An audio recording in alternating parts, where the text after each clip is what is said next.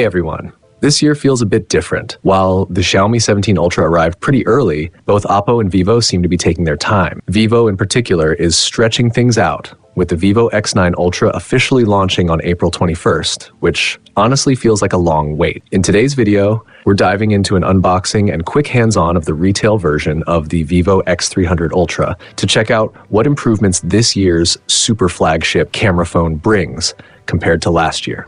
A quick shout out to my tech partner from China for sharing this video. A big thank you for making this possible. Hey everyone, it's Maiky from techmaiky. If you love staying updated with the latest gadgets, make sure to subscribe and hit the notification bell so you never miss out on our exciting tech content. Starting with the box, the packaging design hasn't really changed. It closely follows the same style Vivo has been using for years with the X series. Opening it up, the phone sits right on top. There's a pre-applied protective film, and this time it features a small triangular tab, making it easier to peel off. Inside the box, you also get a new charger with a Seiko-style design that supports both PD and PPS protocols, delivering up to 100 watts of power. That's great news since it works more seamlessly with other devices using standard fast charging tech. Vivo also includes a 9.2 high current cable, along with a frosted TPU case in a copper tone, which, in my opinion, feels way more practical and premium than the usual transparent soft cases. The unit we have here comes in the film green color. So what do you think? If you had to rate this back design from 1 to 5 stars, what would you give it?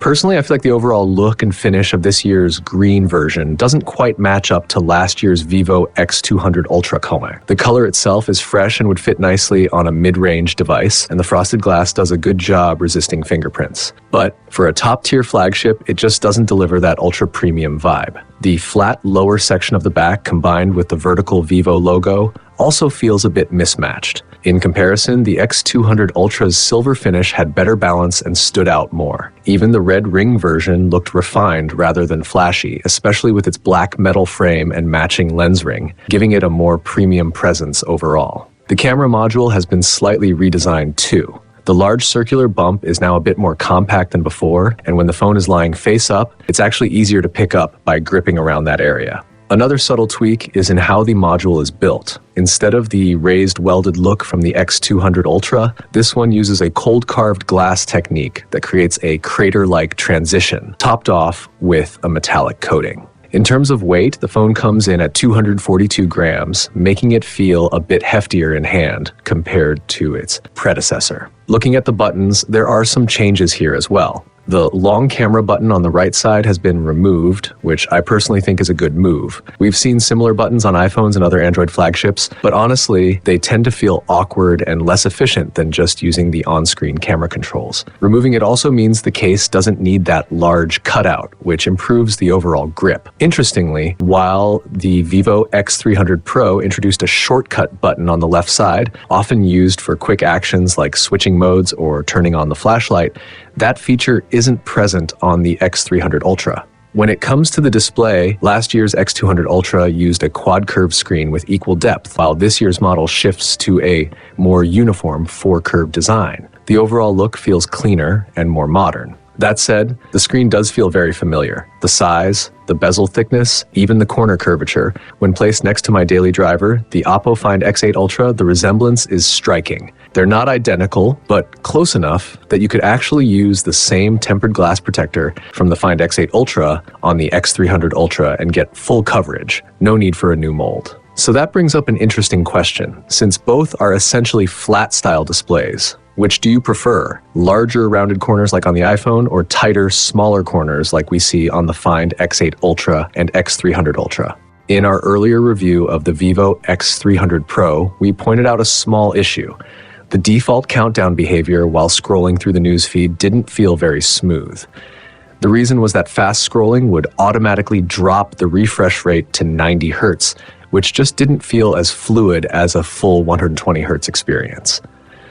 Now with the Vivo X300 Ultra, that problem is gone. If you manually lock it to 120 Hz, the system no longer switches down to 90 Hz during fast scrolling. When the screen is idle, the refresh rate adapts intelligently. Videos bring it down to 60 Hz, while static text can drop to 30 Hz and even as low as 1 Hz. Overall, this makes daily usage feel noticeably smoother and more refined. That said, this behavior seems to be more about platform differences. Devices running on different chip platforms handle refresh rate management differently. For example, the earlier Vivo X200 Pro had a similar issue, while the Vivo X200 Ultra and Maiky models from the same timeframe didn't show this behavior.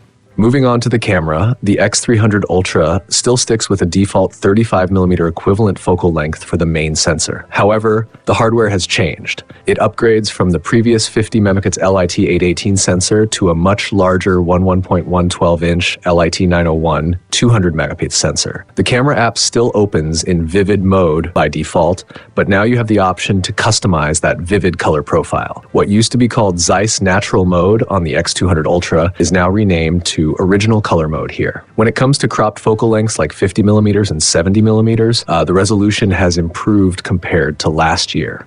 But honestly, it doesn't quite deliver the kind of leap you'd expect from a 200 megapixel sensor. The current software version feels a bit under-optimized, and the image processing still needs some tuning. For example, in a set of photos taken at 2x zoom around 70mm, the X300 Ultra's images appear slightly washed out, and text edges can look a bit over-sharpened, almost outlined.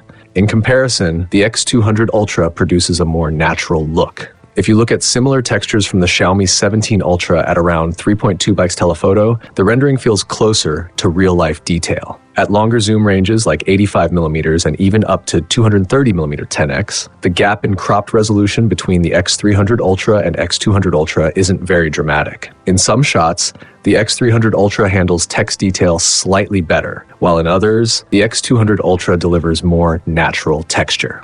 In daylight telephoto performance, the X300 Ultra is still very strong. Since it uses a longer native focal length, the cropped results hold up well, possibly helped by a smaller aperture on the telephoto lens. However, in low light situations, there's a bit more noticeable smudging or softness compared to the X200 Ultra. That could also come down to scene-based processing differences, so we'll need more samples to fully confirm. Where the X300 Ultra really stands out is with its ultra-wide camera. It uses the LYT818 sensor, which is larger and also supports optical image stabilization. In terms of light transitions and fine detail, it clearly outperforms many ultra-wide setups using the JN5 sensor, especially when it comes to video. The difference there is even more obvious. So overall, after this quick unboxing and initial testing, my takeaway is that the X300 Ultra, despite being positioned as a super zoom flagship, doesn't bring a huge leap in imaging compared to the X200 Ultra. The upgrades seem to focus more on secondary improvements like the motor and speaker, rather than major camera breakthroughs. Of course, this is just a first look. We'll dive deeper into the full user experience and camera video performance in a more detailed review soon. Make sure to subscribe so you don't miss it. That's it for this video. Thanks for watching, and I'll catch you in the next one. Bye!